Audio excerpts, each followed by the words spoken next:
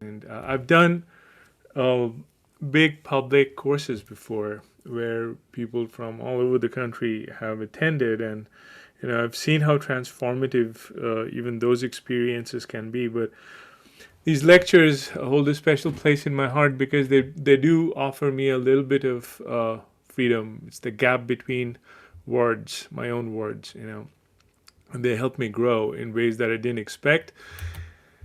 And what has become increasingly clear to me is that actually I need to.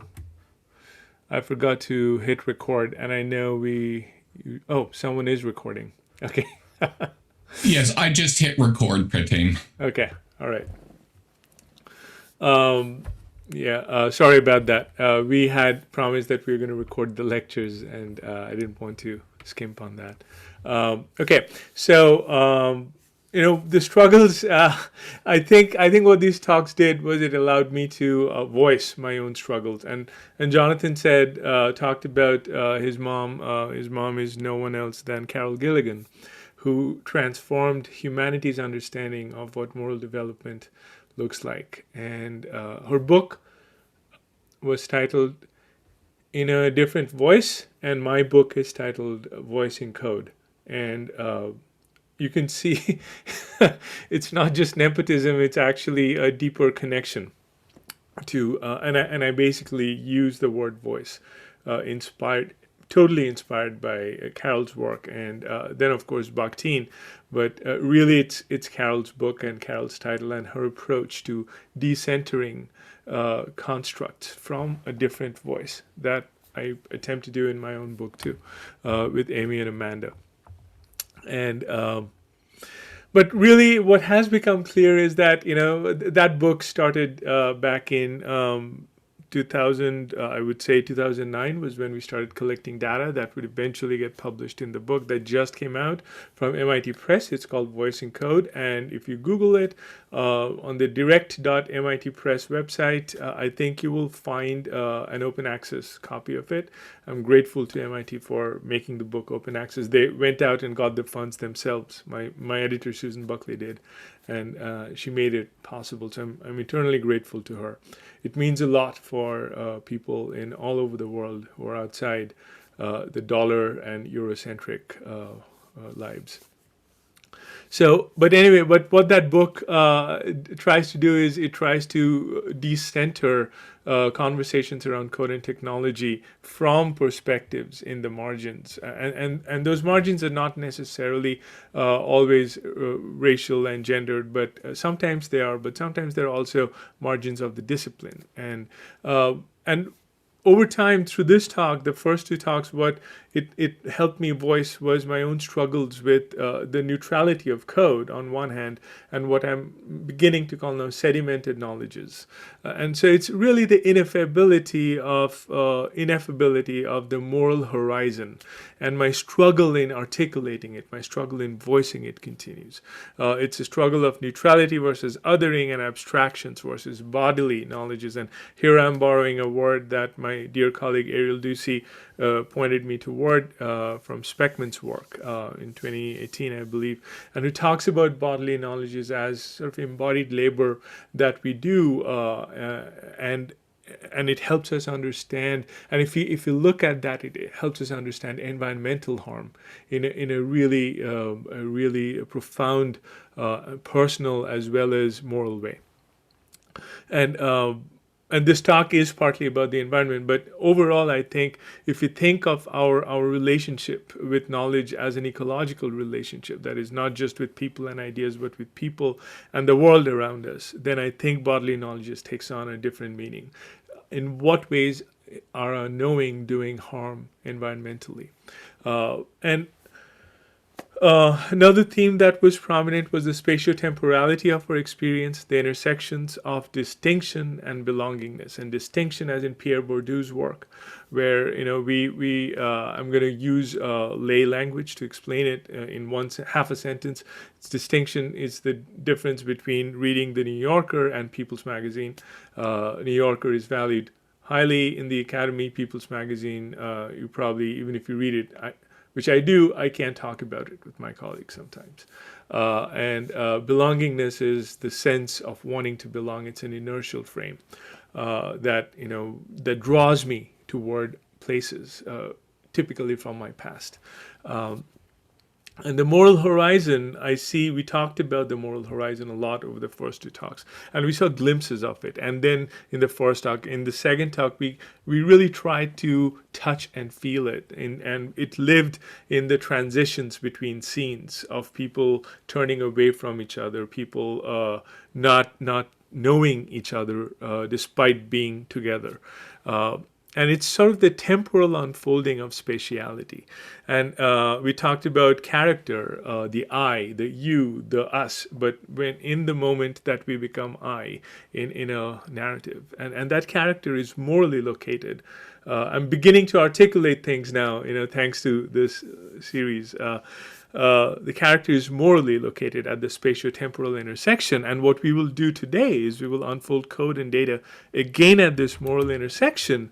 But this intersection, is located in the worlds of community activism, data objects, and sedimented knowledges. And it really, and today's constructs that we're going to come up with, and hopefully you will find some value in it, are inertials of distinction and belongingness.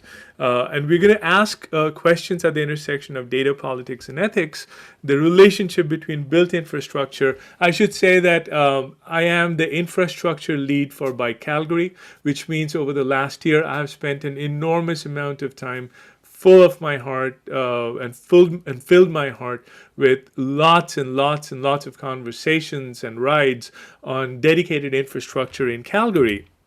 And Calgary is North America's #1 city in terms of the pathway. We have 1,100 kilometers of bike pathways dedicated, protected in Calgary. And we have at the same time, it also became clear to me that we have a clear and unmistakable need to rethink advocacy in light of silence from the margins. That includes, as of last night, reports of racist abuses on cyclists and pedestrians on these pathways. And really, what also drew me to this work as I started volunteering, I am an avid biker. I bike throughout the year. I stop at -30, but up until -30, Carly and I typically bike a lot. And it's not scary once you know how to do it. It's actually one of the most beautiful things you can do for yourself. But what drew me to this was the epistemology, the ethics and politics in this. That as I started writing, I found myself being able to warm up without the use of fossil fuel just by putting on different layers of wool and organic fabric. And I kept thinking about the harm in both cases. But I also started thinking about technocentrism and Eurocentrism as it relates to bike infrastructure, as it relates to active mobility infrastructure. As we started engaging with politicians, the mayoral candidate right now in Calgary, for example, we realized that they're also thinking about these same issues at a different scale. What does it mean if we grow suburban communities for affordability reasons? What impact does it have on infrastructure, environment, sustainability, people's lives, and who are we centering just by dint of distancing them from the core, downtown core? What does the 15-minute neighborhood do? What that idea of hyper-localized commutes? Is it good? Is it bad? Is it both? And good or bad for whom? And as we started looking at this, we realized that bike infrastructure is a complex system because it is neither about bikes nor about the built infrastructure. And it started unfolding just as code started unfolding. So then we started asking these two questions. What would ethical data objects look like for active mobility advocacy? And as I say this, Carly and I live at the thick of it. We are constantly working with politicians, with the police, with the city, with citizens, and we are constantly working with people who we see on the pathways but who are not counted. And we will show examples of that. And so whose stories are centered in these objects? And that's a deep continuity with Jonathan and Kelsey's work also. And I will start with a romantic imagination of Virginia Woolf. above is a video of flocking simulations from Talk 1. Here is a video of flocks of cycles at Amsterdam. And it is true that we can model flocks of cyclists using perhaps the same rules as we model flocks. But we need to move beyond this romanticism. We want to live, I always want to live in a flock of cycles, but I actually, in order to make that beauty possible for everyone, make that sense, more common in public, we need to think about other things. And so I'm going to turn it over to Carly right now. Well, thank you, Dr. Sengupta. So there's a really common adage in bike advocacy that if you build it, they will come. And two themes are very noticeable here. First of all, we treat the it, which is the physical infrastructure, as the key element that is going to dictate an increase in bike use in communities. And this does not account for the many different factors that really influence mobility choices. And so it ends up framing mobility in a very mechanical and technocratic way. Secondly, it's the European model that we're naming as the it, and it's the European model of good bike infrastructure that is assumed to be effective in all cases. And this assumption is often made without really reflecting on and responding to particular local contexts. So without a doubt, I'm a bike advocate. I love good bike infrastructure, and it is important for active mobility and infrastructure to notice that active mobility and infrastructure on its own is not going to foster that shift in mobility culture that is so essential for tackling climate change. Next slide, please. So each of these books approaches conversations around cycling, urbanism, and inequality differently. However, there's a really clear underlying and consistent message. And that message is that active mobility is a heterogeneous experience, and it depends on the intersections of race, class, gender, and ability.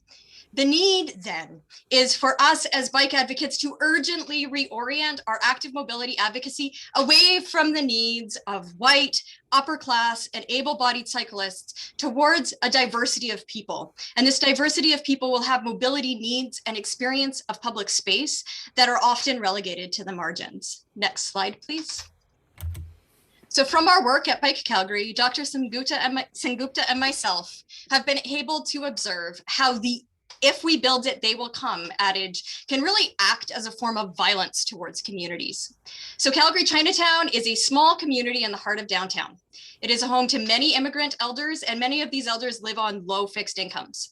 Recently, the city has proposed a bike lane through Chinatown, and this has been met with a lot of resistance from the community. And really, this resistance makes sense. Historically, the city of Calgary has tried to erase Chinatown on several occasions, including by attempting to build a freeway right over the community, and then by attempting to build a railway right over the community. So through community engagement, what I was really hearing is that the community members were expressing a desire to protect and celebrate the community of Chinatown, and particularly the cultural services it provides to members of the community, and also that it provides to Calgary and the broader area of Southern Alberta. And there was a real fear in this development, and particularly around the bike lanes, that those services were going to be lost. So there was no explicit fear of gentrification stated, but what was named really mapped onto a lot of the fears we've heard in other communities, as well as in our reading, where that word gentrification has been used to state similar fears. And so to draw on Hoffman here, who wrote "Bike lanes are white lanes," it's really not enough to build infrastructure and design community events. If community members get a sense that those efforts seem much like those in the past that have disenfranchised them, then they will not want to engage. Next slide, please. So then the question is, how do we enliven and articulate these stories, and what role, mathematics, what role does computational thinking play in this process? So this map here, which we produced in a Jupyter notebook, shows a ward by ward distribution of biking to work in Calgary's 14 wards. In this map, we see a spatial distribution that really represents and reflects the common advocacy narrative around urban versus suburban spaces. We see a reduction of the number of people who are biking to work outside of the core and those further suburban areas, and an intensification as we move into the core. However, that's not the whole story, because as we move to the west, we do actually see more people biking to work. And so this got us starting to ask, well, why is there this difference? And what other aspects of geography or identity are relating to these bike to work numbers in Calgary? Next slide, please. So the data from the most recent Canadian census shows that in wards with visible minority populations higher than 35%, 0% of the population is biking to work. So I really want to highlight here that pathways in these wards are actually used. And when we're out and about on these pathways, people are walking and using bikes. And so there's really a lot more going on than is apparent at first glance, even when we're using a simple metric like measuring biking to work. And so the risk there is that the data is then feeding models that are being used for urban planning decisions, and it could be distorting the stories and how we're approaching urban planning and design. And I'm going to pass it back to Dr. Sengupta at this point. So this is, we're back to the question, why do so few people in Ward 5 bike to work? Ward 5 is the ward that's on the top right of your screen. Ward 5 has 81% visible minorities. It's a ward very close to my heart because it is a lot of people from the part of the world where I spent the first 20 years actually lived there, and a lot of the stores that actually sell Indian food and Pakistani food and clothes and cuisine, and they all are there. A lot of them are there. But it's also only between 4 and 12 miles from downtown, depending on where you are in Ward 5. But it also has over 150 kilometers of pathways. So what's going on in Ward 5? So on your left is code that Carly wrote in order to extract the pathway coverage from the city's data set. To your right is a drawn map of on Google Maps, a path that Carly and I took once on one of our rides to go from close to downtown to Falcon Ridge, which is where a central hub in Ward 5, where all the many of the stores and the malls are.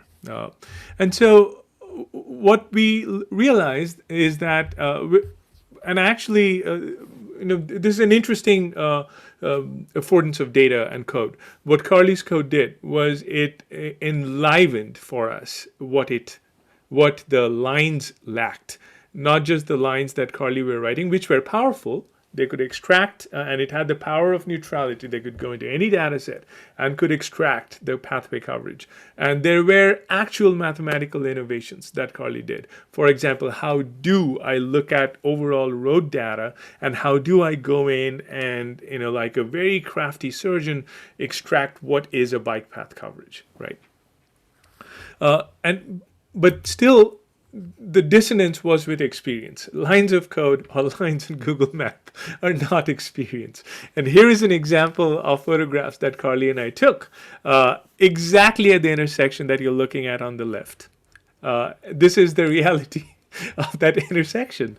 These gaps that are so invitational on the Google Map are actually disasters in terms of, and Carly and I we're the kind of bikers who will bike anywhere. Give us a bike. We have a saying in Calgary bike community, you want to ride in the snow at -30, what do? You get bike, you ride bike. Right, and that's sort of, and it's not a masculinist tradition. It's just what we do. We live in the hills and we live in the snow. We bike anywhere, and yet both of us had to dismount. We had to wait for cars. This is a slip lane, which means cars never stop. They're legally not required to stop. They can legally even run us over. And literally people get just slapped with a warning or a pittance of a fine.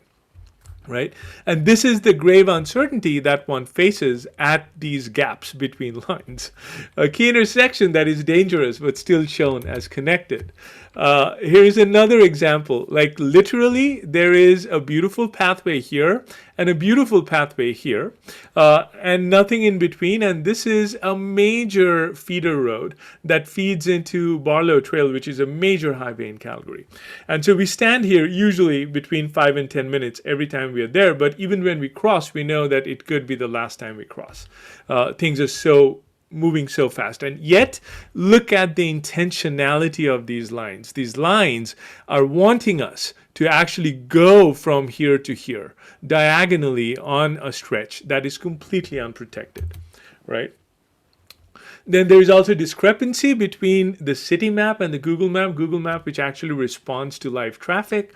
So people are actually using this pathway, and the city map actually is not even showing this pathway anywhere beyond this line, right? Lines are sometimes different when they should not be. Carly, do I turn it over to you now? Okay.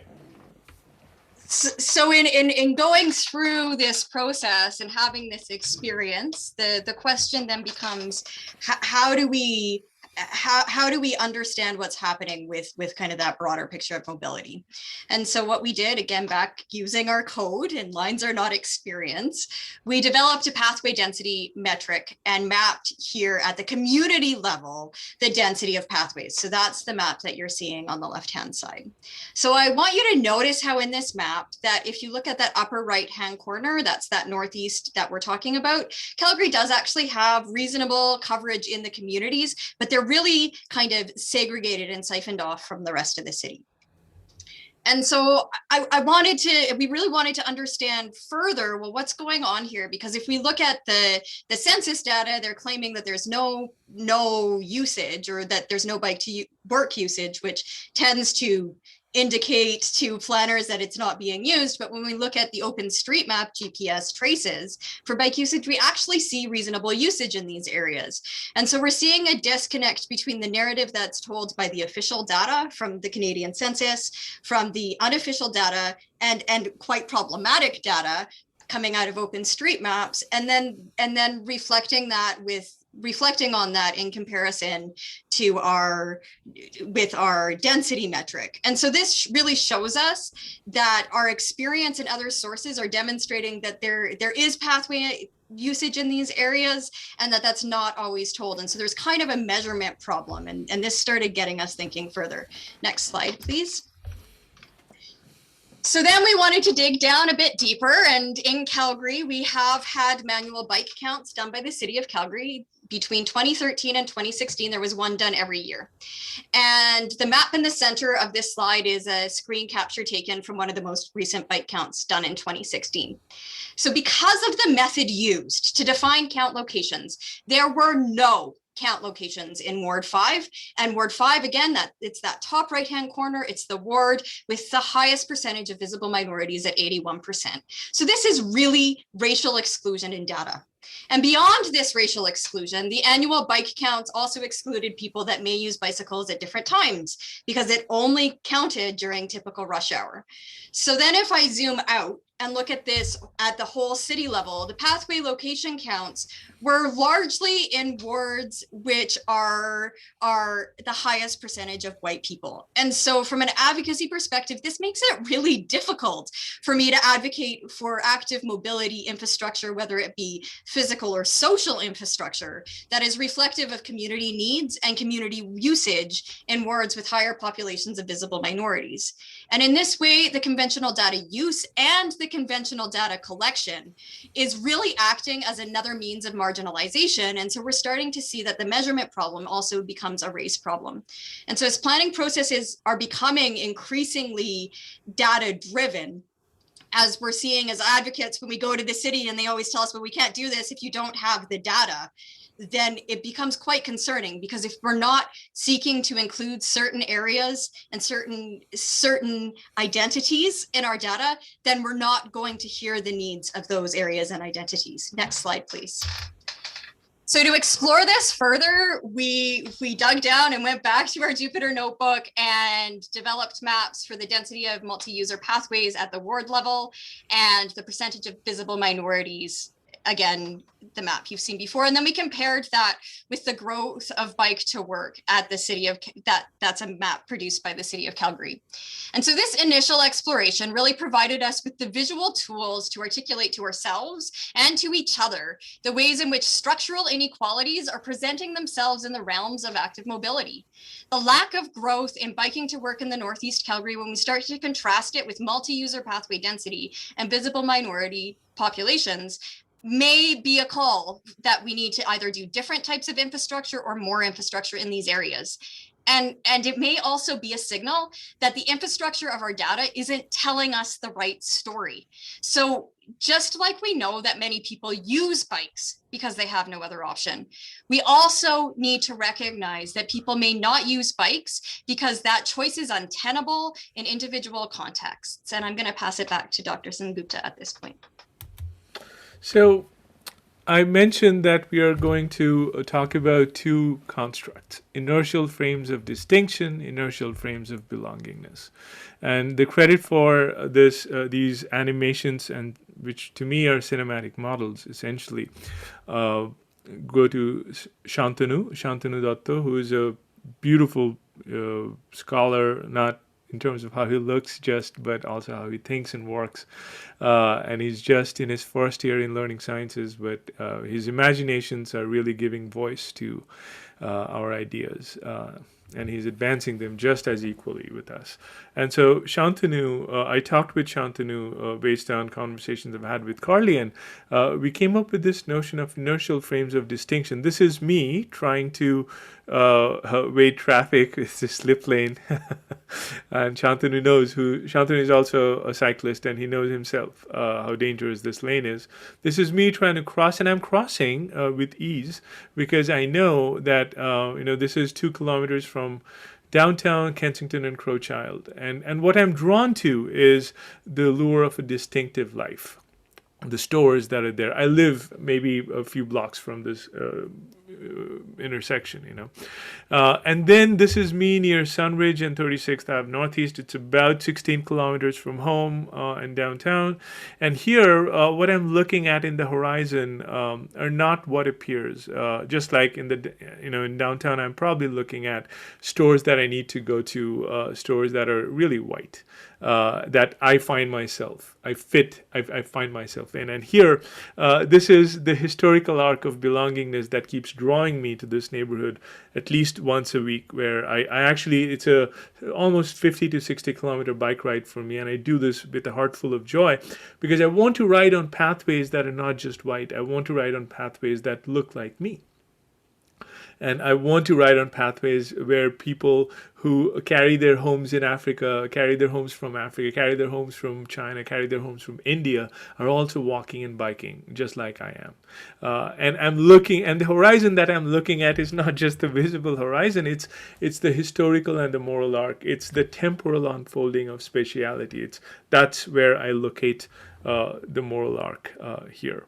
And so I actually think later on in Jonathan and Kelsey's work, we're going to see a couple of things that are eerily similar, but they use different modes of expression, like k-means clustering.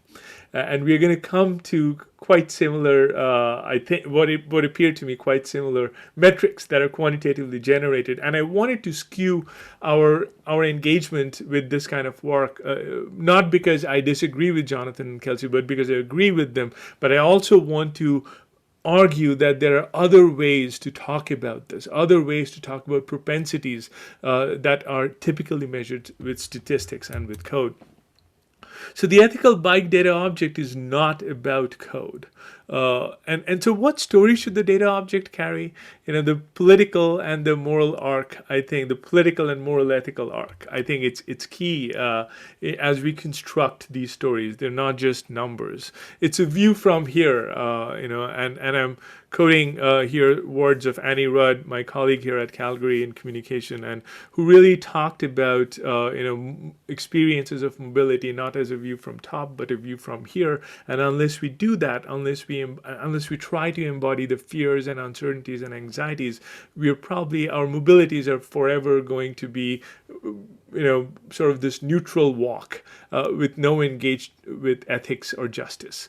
And then the questions of who am I with, and when am I? When do I find myself? It's the temporal horizon of morality. It's when do I find myself? When do I see the Pratim that was in childhood, who I knew in childhood, for whom a little bike was an escape from many things? That happens typically when I'm close to Sunridge. My heart feels different. My body feels different. And so the Pratim who lives in a very white neighborhood is perhaps the same Pratim who can also be the other Pratim from childhood. And I think this is the heterogeneity that we need to allow ourselves. And it's not just about bikes. It's not bike centrism. It's all ages, all abilities. Spatiotemporal physical infrastructures unfold historically in the now, as well as they connect different communities. Intersections of race, class, and gender, and fundamentally stories are important as we are designing infrastructure. And then when we do that, when we center stories, we center communities, and communities get to curate their data objects. So questions to think about. We can come back to this later on. And I just, this is a slide that we can also Jonathan and Kelsey, my only request is that once you guys are done, then I would like to come back to this slide and kind of do a synthesis. And I turn this on over to Jonathan and Kelsey right now. Thank you, Pratim. That was just wonderful. So if you would go to the next slide, I'm going to very quickly go through a little bit. And this is work that was done by my former graduate student, David Knorr, and several undergraduates, Miguel Moravec, and Umang Chowdhury in particular, and also Mark Chen. And so this is just showing a little bit of what gentrification looks like in Nashville. And this is some really nice work that David Knorr did using machine learning to identify from statistics sites of gentrification, and then automating Google Street Maps to capture street views to verify what is going on. So here you see the change in a neighborhood in the Nations, a little bit north of where I live, in Nashville from 2016 to 2018, transforming traditional houses up to what's now called tall and skinny, fancy modern houses. Next slide. Same kind of thing in another neighborhood in the Nations. You see the density of the houses going up. They're getting fancier. This is becoming more expensive. Next slide. This is from a little bit south of Vanderbilt in the Edge Hill neighborhood in Archer Street, where these apartment buildings are taken down and replaced by these fancy condominiums. And the next slide shows East Nashville. Same kind of thing going on Glenview Drive. And so all of this replacement of existing houses with new, fancier houses that are often bringing in people who are more educated, whiter, and bringing higher income has been transforming Nashville.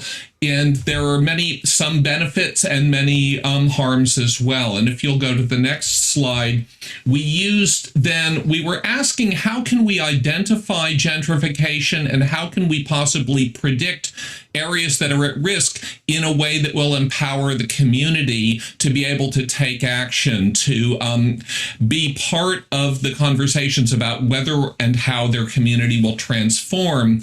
Because a lot of definitions of gentrification don't fit well. And I'm not going to go into the details, but basically by applying statistical procedures to a number of different variables about property sales, rents, and demographics, we were able to identify naturally in the data a cluster of 4 characteristics of different kinds of change. The bottom left is in green, shows a stable neighborhood with very little change. The top left shows a growth of affordable housing, which goes along with an increase in the percentage of non-white residents, a decrease in the education level, decrease in the home value, and decrease in the rents.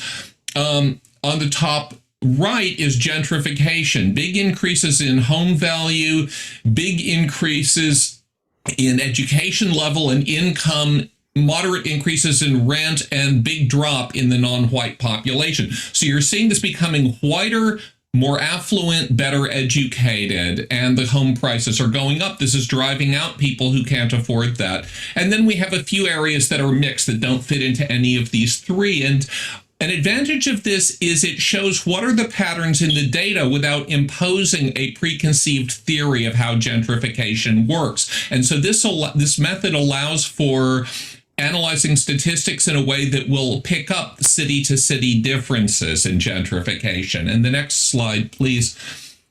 So this shows a map of gentrification in Nashville. The red is where gentrification is happening, the green is stable, and the blue is where the growth in affordable housing, which is often the destination for people who are displaced from their original homes by gentrification. They can't afford the rent. The landlord says, I'm going to tear down this building and build luxury condos and things like that.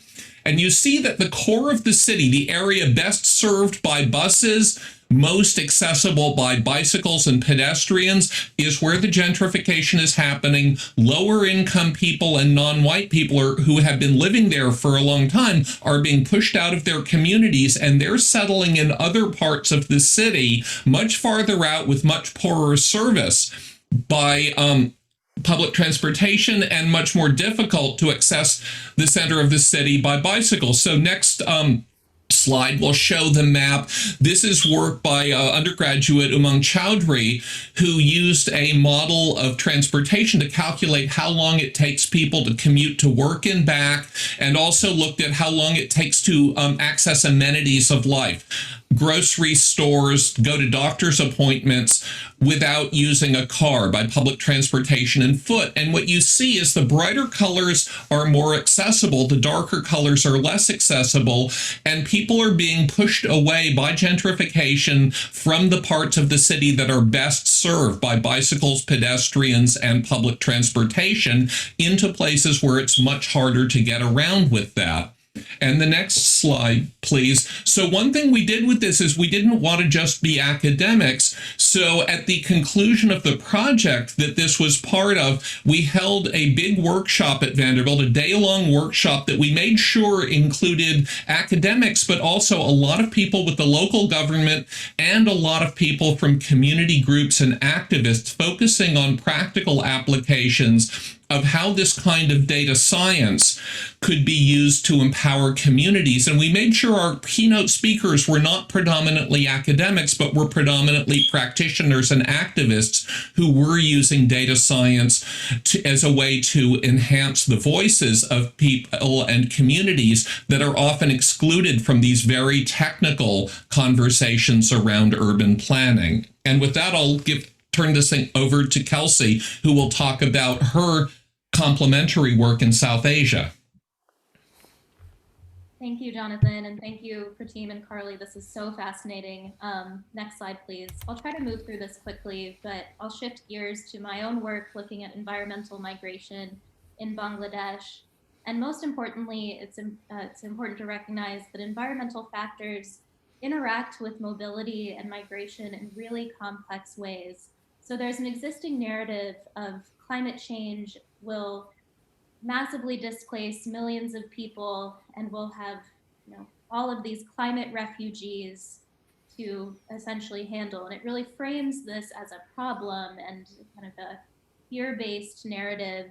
But in reality, it's not immobile people who suddenly become mobile because of climate impacts, but rather there are existing patterns of migration and mobility, especially in Bangladesh, that may be disrupted, they may be amplified due to environmental or climate impacts, and it's unclear. So just as an example, this map is a figure from a paper in 2016 that used mobile cell phone records from more than 6 million participants to look at the immediate impacts of a cyclone in the southern coastal region on migration patterns in just a couple week period after the cyclone hit.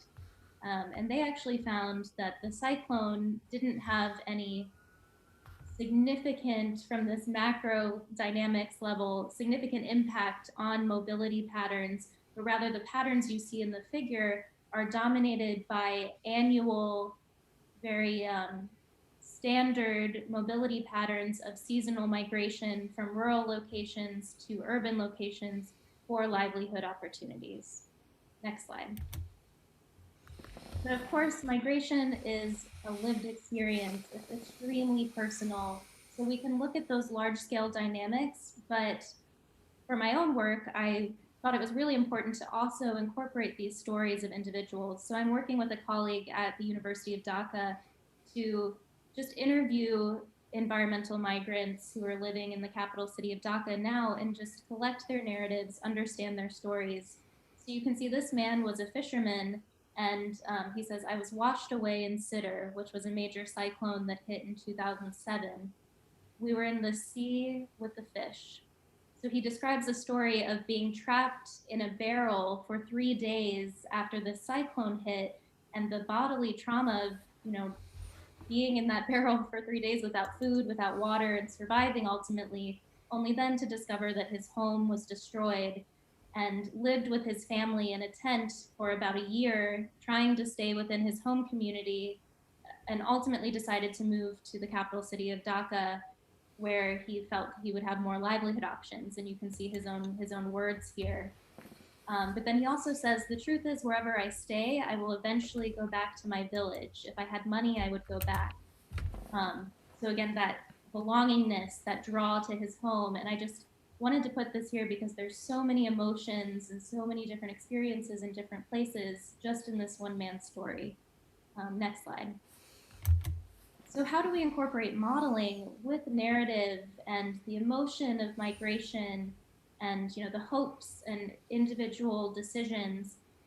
So I try to integrate some of these things in agent-based modeling, which allows me to simulate micro-level processes. So focusing on the unit, the individual agent being a single person in a household within a community. So explicitly looking at these multi-level processes and then recognizing the importance of the decision-making process and how we think about decision-making around migration. So a lot of these models in the past have used a simple utility maximization for decision-making. But of course, we know, even just from that one man's story, that people don't make decisions based on utility maximization. There's things like attachment to place and how strongly you feel connected to your home. There's community and societal norms, and there's social networks. What are your friends doing? So my hope is to try to use some of these insights from the stories and incorporate them into my modeling. Next slide. So this is my last slide, but just a couple questions that I don't have answers for. But how can we combine models and stories, especially then getting into political engagement? So in my case, migrants' rights and climate adaptation. Pratim mentioned this question, it's so relevant. Whose story counts? Whose stories are erased in the way we do this work? Who's left out, and how can we try to elevate the voices of the people who might be left out? And then personally, as I think about that question Pratim raised, who am I? How does my own positionality as a white woman from the United States impact this work in Bangladesh? Models are never completely neutral. Every decision that goes into the model has the potential to reflect my own biases. So that's something I personally think about. And I wanted to point out this work, this figure that really, I think, shows how we can center the voices of the marginalized. And this is an art exhibit within the Karal community that shows garment workers and has their images in their eyes looking up at wealthier neighborhoods within Dhaka and kind of saying, we are here, see us, recognize us. So with that, I'll hand it back to you, Pratim. Thank you. That's my thank you slide. And I thank you, Kelsey. That was an amazing presentation. Jonathan, as usual, so many points of resonance. Just loved hearing the work that you're doing and you've done with your students. But really, once again, thank you to Jonathan, to Elizabeth, to Mary Gray, to the Vanderbilt Climate Change Initiative and the R.P. Warren Center for Humanities. And I want to end, this is the final slide of the series. And I feel the sadness of separation, but also I will carry these moments with me. And but I wanted to reflect on the images for technology in the moral arc. And I feel like part of the reason why I struggle so much is because we've been living within, in my work with my students. I know Purva Choksi, another student, PhD student who's working with me, is here today also. Every conversation that Apurva and I have had over the last 2 years has been a search, a quest for the moral arc in discourse, in simulations, in code. And but the metaphors, that the images that we constructed over the last 3 talks are, I position bodies as museums of violence. That's where the sedimentation of violence, what is sedimented in our bodies as knowledge, is a form of violence, especially when we come from the colonized world, when we come from worlds that have been rejected or discarded. And then we get glimpses of the moral horizon when we are engaging in this kind of modeling work that I've talked about with my colleagues, with Ariel, with Marie Claire, with everyone who I'm so grateful to work with. The character and the narrative. In the end, we construct characters and narratives. It doesn't matter if you're a mathematician, if you're a physicist. Either we are the characters in a grander narrative, and or we're also constructing entities and agents that become characters and narratives. And if we try to look at language, including technology and code, as discourse, as language itself, then I think we really get to see the heterogeneity, as Bakhtin would talk about. We talked about centering pain because a lot of our experiences are pain, and pain lives in translation. And the way we try to capture translation, not capture, but represent or express translation, was the transition between scenes. For those of you who are at Vanderbilt, Anand Taneja is right there. Please go and read chapter 5 in his book, Genealogy. It's life-changing. Inertial frames of distinction and belongingness, those were today's new constructs that I presented with my colleagues. And then at the end of all of this lies an image of technology where I see my work as fundamentally not, as someone who's built programming languages, who's built simulations for maybe 20, 30 years of the same thing, complex systems, as a physicist, and then in the learning sciences. I now see my work as doing something similar to solid structures. They're not full stories. They're like an unfinished cube, a cube with a few sides less than what they need to be, and our cognitions will grow and climb, and they will render shape to the cube. And all of this, points to an unfolding of code, but again, unfolding in the moral arc. To your right are people who I'm in debt of them. Pallavi Banerjee, my partner in real life, and an eminent scholar in gender and immigration. Gopal Guru, who I've never met, but whose words have forever transformed me. Chris Gutierrez, Megan Bang, Shirin Vasuhi, Thomas Phillip, Ayush Gupta, and of course, I also hold a visiting and adjunct professorship at the Tata Institute of Fundamental Research, Homi Bhabha Center for Science Education, and it has been my home for the last 2-3 years. And I'm so I guess that's it. And I really just wanted to thank all of you for allowing me to do this, for giving me the space, for keeping the light focused on me and my colleagues for the last 3 days. It's the rarest of privileges that we have, and I will carry these moments with me forever. Thank you. Thank you very much, Pratim, for this has been a really just absolutely inspiring series of lectures. And you and I have been working in parallel for many years and in collaboration for many years. And I've been thinking for a long time about how a model is a story. And so narrative, which means qualitative data, understanding meaning in people's lives, is essential to the design of a model. We design our models in ways that we want them to express the meaning in people's lives.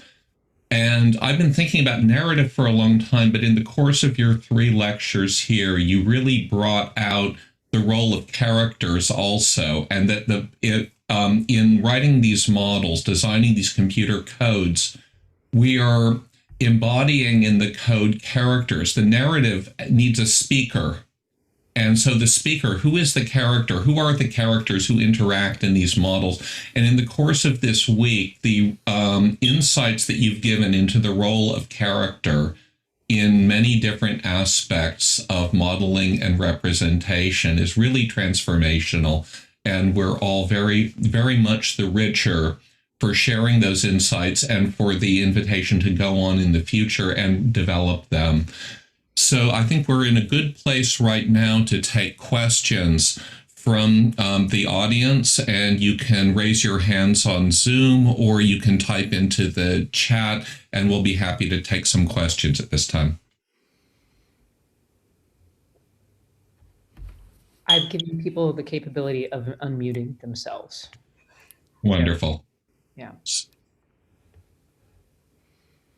I would love to hear your voices. You've been silent but moving images on my screen. And I'm very grateful for your presence and togetherness, but would love to hear your voices. So please feel free.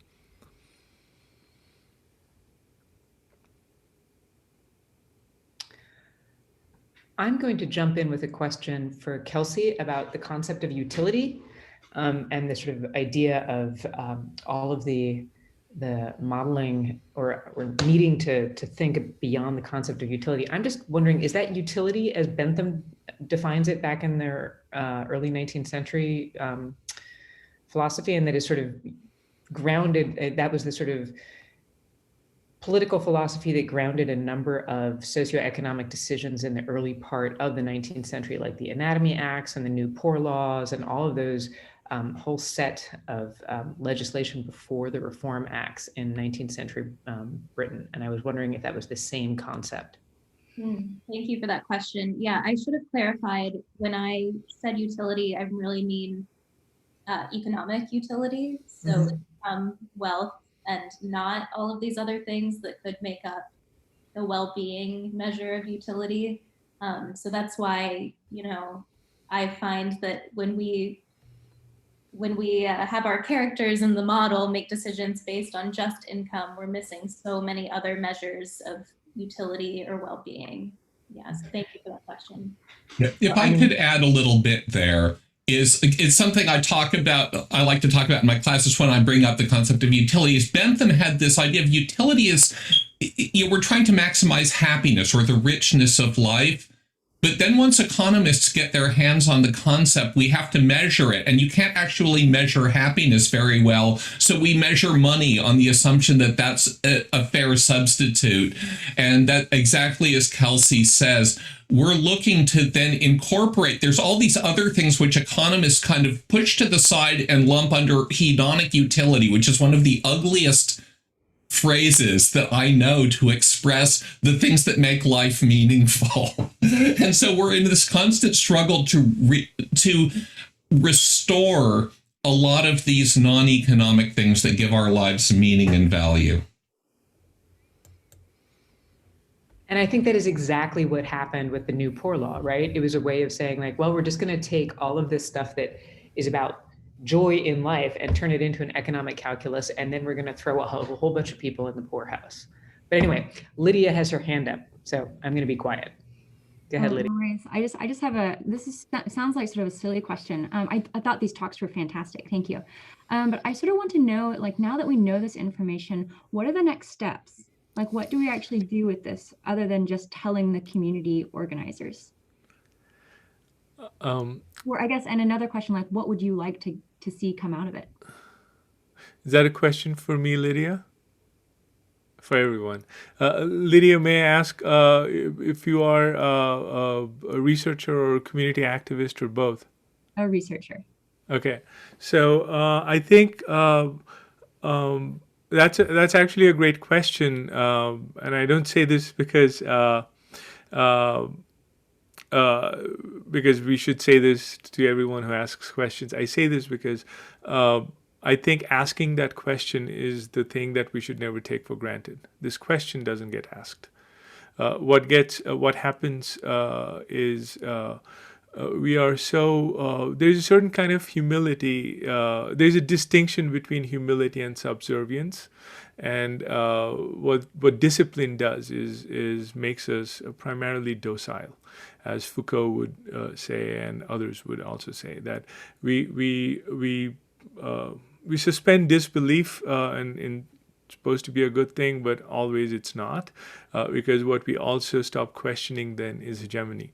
And I think every discipline grows in privilege, and in the privilege of the academy. So always knowing that and asking that question, what kind of blindnesses are going to result from a technical decision that I'm going to take within a discipline. I think that's a really powerful question. In my own work, and the danger of doing these talks is that the appearance is that you can just go out and do this. I am tremendously privileged. I've held a chair for the last 5 years, and I've I get invited to do gigs like this, where that gives me the freedom to actually think like this and put things together in ways. And so it's the irony of the academy is that the higher you climb the ladder, the higher you are in the ladder, the more spaces like this become available to you. And the work that we have to do as somewhat more established academics is we need to create these spaces for you. We need to create these spaces, not for, I don't know your particular position in the academy. I'm going to use the pronoun you to indicate anyone who's not at the stage that I'm at. I don't have to, I often say that I'm at the dead end of my career. I'm a full professor. Even if I'm the president of a university, I'm still at the rank of a full professor, So when you're at the dead end phase, when you've climbed the ladder, many things suddenly become visible and possible. And I think that's part of the problem. We need to kind of revert, in a way, what if we start everyone out with tenure and full professorship and graduate them down to a PhD? So that kind of, we reverse the ladder, and then maybe we get a lot of different kind of imaginations like this possible. So keep asking the questions, reach out to the community that you think is going to be most proximal to the technique of your work. And then see what monuments need to be dismantled, and dismantle them, and that's your contribution. I think someone at Moyo, I believe, raised his hand. Yes. Hi. So thanks for calling me. So yeah, this is a great talk. I really appreciate it. So my question is kind of similar to Lydia's, but to possibly maybe Carly or Jonathan, or maybe Kelsey would like to answer this. But in the United States, one of the things that's been talked about is like infrastructure week, and I know that today we kind of saw some examples with regards to Western cities, Calgary and Nashville. How would this, some of the work that's been done so far, and just the concept be established at the federal levels, whether it's Canada or United States, and also hopefully even Bangladesh as well. But how does this work get scaled up to that level, or is it not worth scaling up, and that should those federal bodies just be used for advice and funding, and it should be more connected and sought after at the local municipal levels?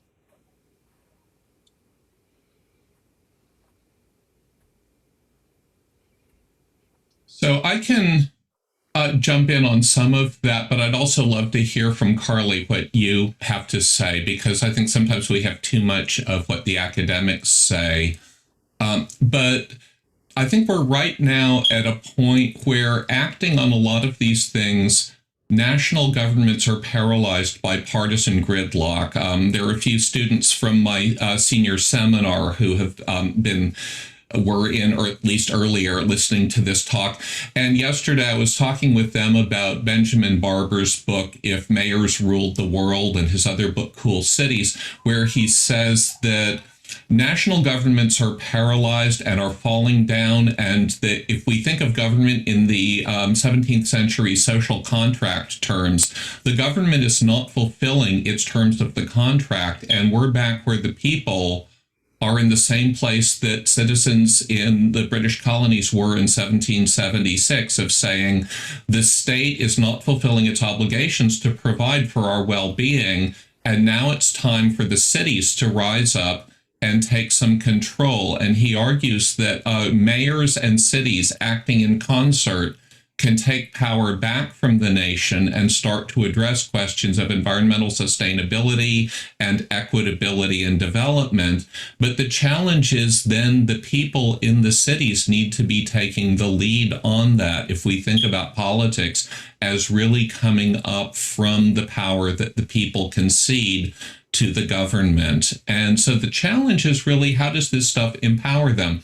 So from when we did our workshop on data science and empowerment, Ken Stife from Urban Spatial Analysis in Pennsylvania talked about how he develops information dashboards on the web that alert communities who are in danger of becoming gentrified, so they can be aware that this could be coming and act in a proactive way. And people sometimes, some of people from the Nashville community asked, if we're developing these tools to predict gentrification, isn't that just going to help the property developers and the banks to make this happen faster? To which some of my response is, the banks and the property developers already have fancy computational tools that they're not sharing with you. If we make this very transparent, at least you get to start to see the data and think about how you want to use it. And Erin McElroy, a leader of the Anti-Eviction Project, who also spoke at our conference, talked about how the Anti-Eviction Project is using data science to identify who are the landlords who are particularly bad at evicting tenants in order to promote gentrification. And by bringing that information out and naming and shaming landlords who behave poorly, the people can start to have some power rather than simply being passively having to react when the landlord says, I'm throwing you out of your apartment that you've lived in for many years. Those are a couple of directions, but Carly, I'd be very interested to hear what your perspective. Well, I'm not sure I have a lot to add to that, but I do certainly recognize the need for a, I would say, more of a coalition approach than necessarily looking at it strictly at a federal level.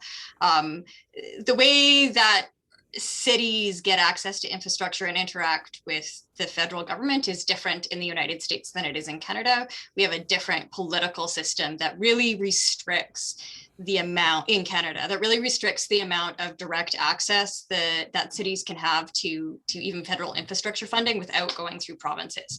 And so that's where I kind of, at least in the Canadian context, which is what I know, look at how do we build coalitions and build sharing at that grassroots level, at that grassroots community level. And, you know, part of the initial inspiration for me doing this data work is I'd really like to say, well, we have data sets, open data sets across North America, and is there a way that we can then make similar kind of visualizations that can be utilized to really bring out what's happening at that individual community level.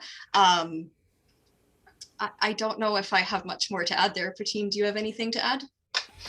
Well, I see Anushka has raised her hand, but let me quickly answer a question, and Anushka, then over to you.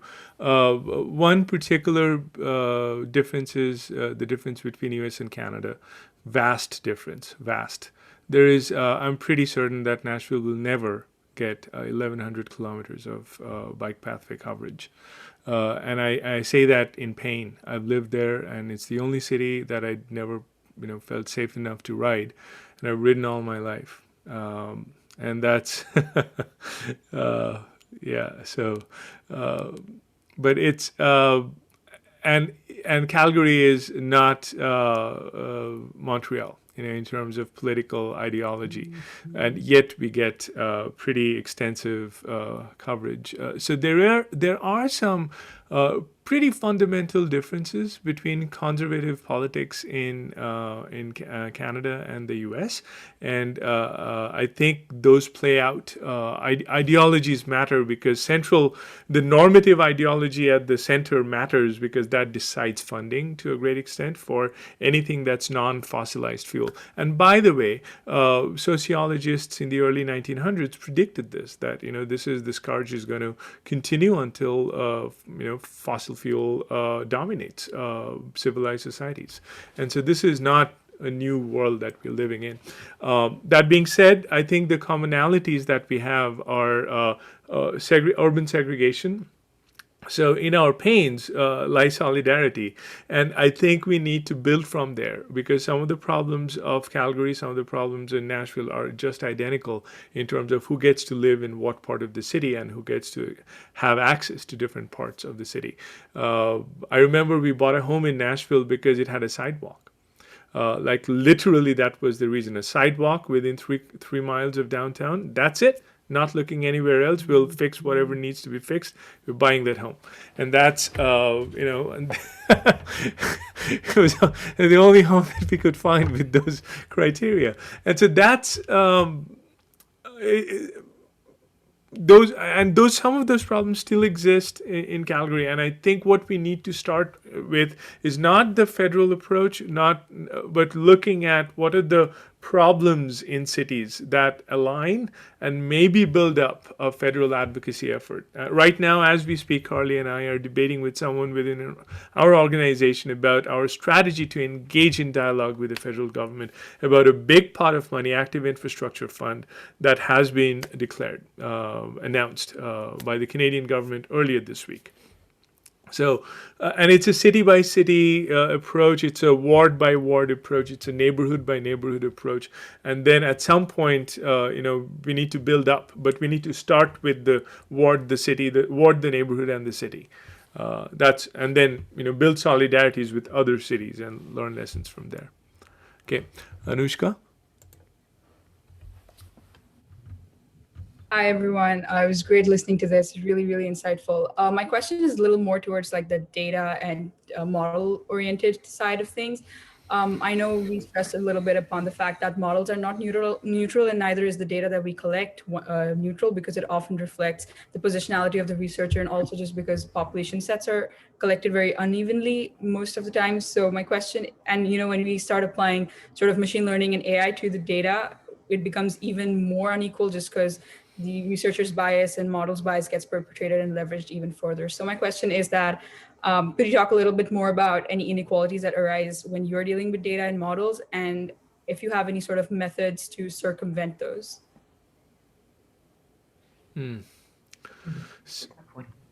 I'll take a stab and then I'll open the floor up for others. So there is no solution to this. This is not a problem that can be solved. This is a pain that we live with, and that's why we have centered pain as a primary feeling. The pain of being left out, but also the pain of causing harm. And we need to see knowing as an act of harm. And this is a very powerful Dalit scholar, Braj Ranjan Mani. And I know Braj Ranjan Mani thanks to my student Megha, who's also here in this talk. Mani talks about knowing itself as an act of violence that we do. And so even in the most effable form of morally centered data, I'm still enacting privilege. I'm still in that moment. What I'm not doing is I'm not sitting by someone's side who needs help and helping them, right? I'm doing this in hopes that it will eventually translate to a greater good, that vision of a greater good. But that translation needs to happen. So, and I take us back to an image in the second talk, an image of translation, that what if we started imagining data as always living in translation, just like pain as always living in translation.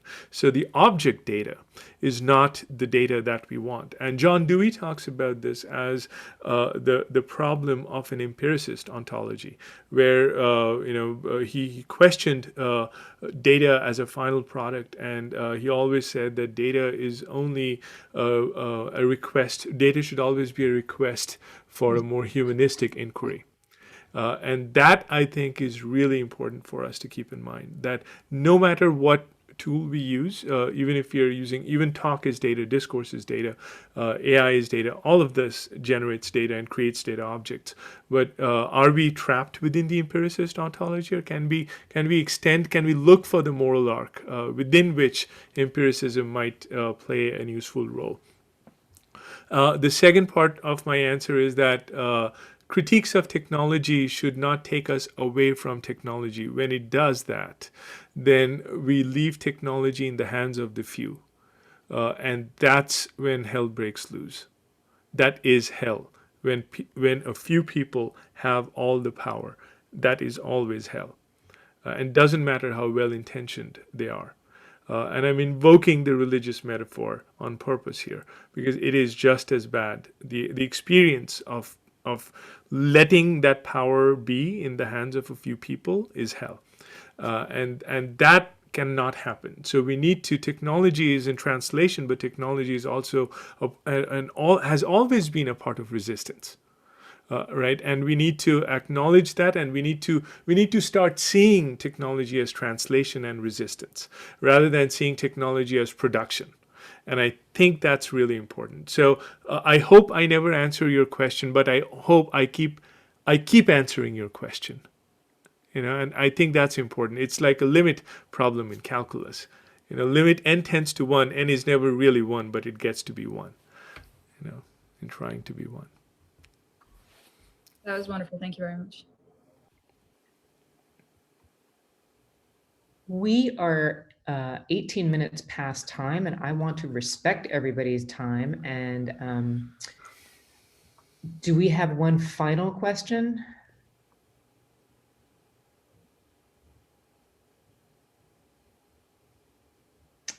I think then, Anushka, we're going to let your question be the endpoint of this incredible series of conversations that have given, I think, all of us so much to think about. Jonathan, you want to wrap up with any final words?